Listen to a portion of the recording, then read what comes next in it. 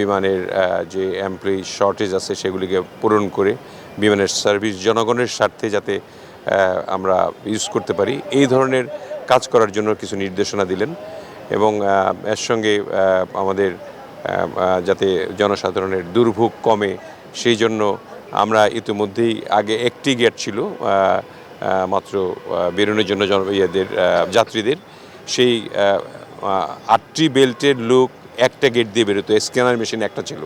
আমরা ইতিমধ্যে ভিজিটে গিয়ে 2টে করেছিলাম।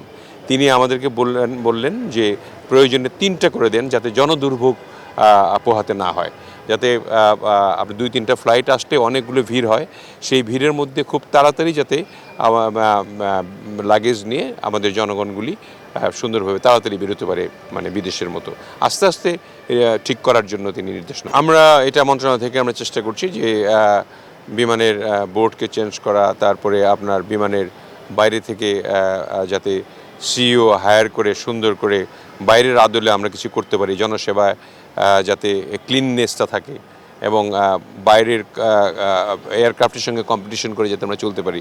তো আমরা T1-এ একটা গেট ছিল, একটাই মাত্র গেট ছিল, স্ক্যানার মেশিন একটা ছিল। আমাদের এনবিআরকে বলতে হবে, এদের লজিস্টিক আছে এনবিআর থেকে কিছু।